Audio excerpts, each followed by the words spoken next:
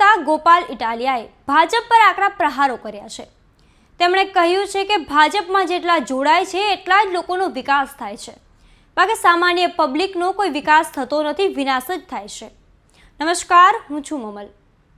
તો આવો સાંભળીએ વધુમાં ગોપાલ ઇટાલિયા શું કહી રહ્યા છે।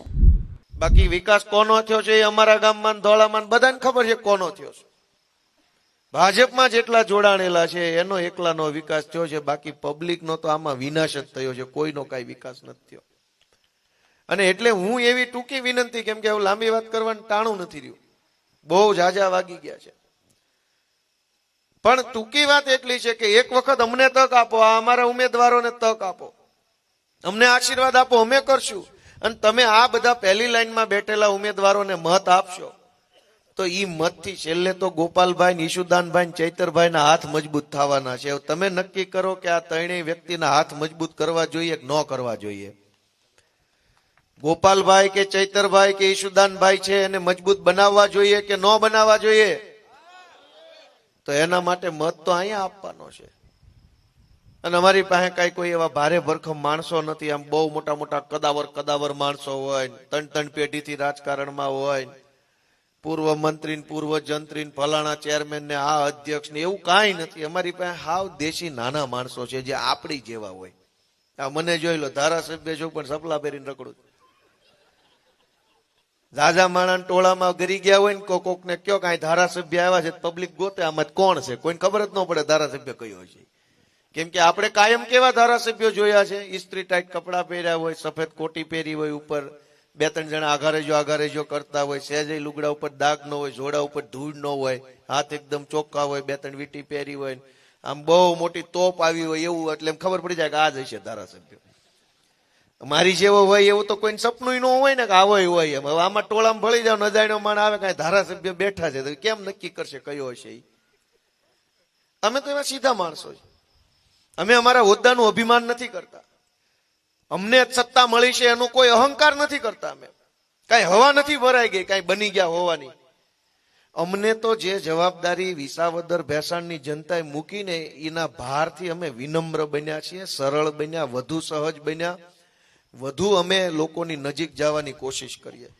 અને ભાજપના જ નેતાઓ આપણા આ આખા વિસ્તારમાં છે એ કેવા છે, તમે એની પડખે ન જઈ શકો, તમે એને વાત ન કરી શકો, તમે એને રજૂઆત ન કરી શકો। ફેસબુક પર કોમેન્ટ કરો તો હામાં ચોટે કે કેમ કોમેન્ટ કરી, મજા નહીં આવે હો, પણ મજા નથી આવતી એટલે હામી કોમેન્ટ કરી, મજા આવતી ત્યાં સુધી નહોતી તમારામાં કરી, નથી હવે મજા આવતી એટલે આપમાં કોમેન્ટો કરી તો કે નહીં મજા આવે।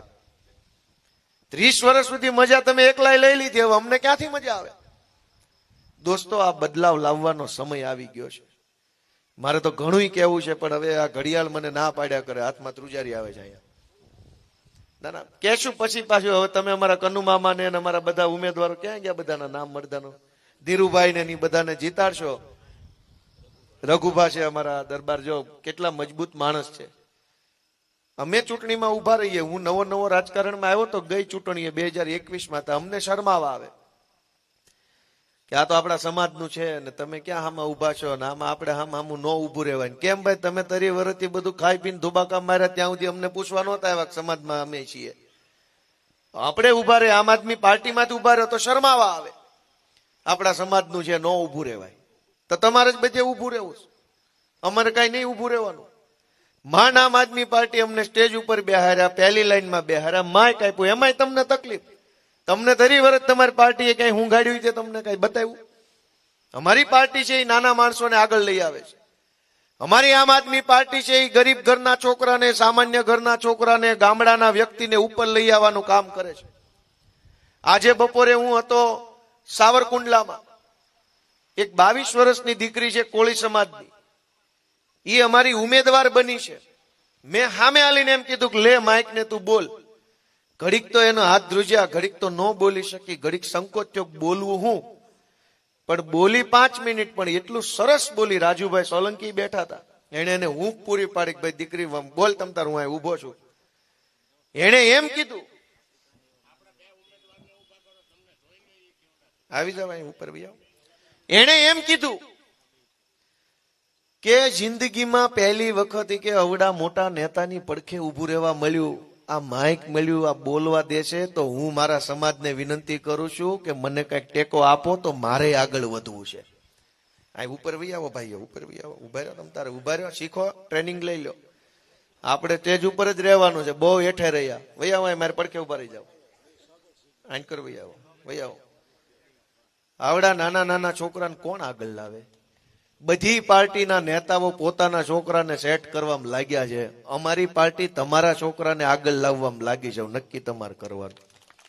ભાજપના બધા નેતાઓ પોતાના છોકરાને આગળ કરવા, ટિકિટ હોય તો કે મારા છોકરાને આપો, એને ન મળે છોકરાને વહુને આપો, એને ન મળે મારા વેવાઈને આપો, એને ન મળે જમાઈને આપો, પણ ટિકિટ અમને દો.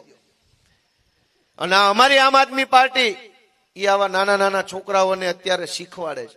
હારી જાય કે જીતી જાય એ તો એના ભાગમાં છે, પણ સ્ટેજ ઉપર તો ચડતો થયો, માઇકમાં બોલતો થયો, ખબર પડવા માંડી, આટલું તો આવડવા માંડ્યું. કાલ સવારે જનતા માટે લડશે, મામલતદાર ઓફિસમાં જશે, તાલુકા પંચાયતમાં જશે, બેંકમાં જશે, પોલીસ સ્ટેશનમાં જશે, બોલતા થશે. અજયભાઈ ઠાકોર અમારે ધોળાથી મારી હારે ભણતો હતો અને આ ટીંબીથી ધોળા હોસ્પિટલ વચ્ચે રિક્ષા ચલાવીને ગુજરાન ચલાવે છે. એકદમ સીધું સાદું સરળ જીવન. આમ આદમી પાર્ટીમાં જોડાયા પછી એવો હજડબમ થઈ ગયો છે ને કે હવે કોઈ એને ફેર નથી કહી શકે એમ. ગોપાલ ઇટાલિયાની વાતથી તમે કેટલા સહેમત છો, શું વિચારો છો, કોમેન્ટ કરીને એમને જરૂરથી જણાવજો. અત્યાર માટે બસ આટલું જ. ધન્યવાદ.